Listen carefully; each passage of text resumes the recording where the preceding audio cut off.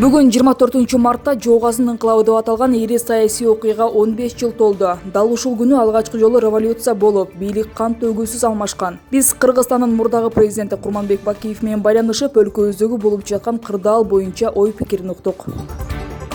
Курманбек Салиевич, көп жылдан бери мекенибизден чет жакта жүрсөңүз дагы өлкөбүздө, Кыргызстанда болуп жаткан окуялардан кабардар экениңизди билебиз. Сиз менен Кыргызстандагы бүгүнкү кырдаал боюнча ой учуугун улагыбыз келет. Бүгүн Кыргызстан эле эмес, дүйнө бир дарттын дабасын таба албай кыйналып жатат. Азыр өлкөбүздө болуп жаткан апат бир гана кыргыз элинин эмес, адамзаттын башына түшкөн оор сыноо десек менимче туура болот го деп ойлойм. Мындай учурда ынтымак менен ырашкерликте, биримдик менен биргеликте иш алып барган эл гана жеңишке жетишип жатканын Күнчыгыш өлкөлөрү далилдеп жатат. Ошондуктан бир муштумдай түзүлүп, бир максатты көздөп кадам ташташыбыз кажет. Эң негизгиси дүйнөнү дүрбөлөңгө салган таажы вирусу бул саясий өңүттө жасалып жатат деген чолок ойдон арылышыбыз керек. Анткени башаты жаныбарлардан башталып, бүтүндөй адамзатты калчап жаткан бул дарттын качан, кайдан бүтөөрүн азырынча эч ким билбейт.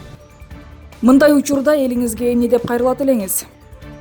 Биз түпкүлүгү түптү, айкөлдүгү кылымдарга аңыз болгон бай түп башаты бар элбиз. Элибиз кандай кыйын кезең болбосун бир жакадан баш, бир жеңден кол чыгарып талай кыйынчылыктарды жеңип келген. Мына ушундай улуу элдин урпактары бүгүн дагы бир жолу жеңиштин күчү ынтымакта, биримдикте экенин далилдешибиз керек. Сабыр, чыдамкайлык, ынтымак бүгүнкү күндүн уран экенин эстен чыгарбайлы. Бүгүн ар бир жаран өз жоопкерчилигин сезип, элдин саламаттыгын сактоого жана мамлекеттин коопсуздугун ойлоого милдеттүү. Элибизге ден соолук, өлкөбүзгө бейпилдик каалайм.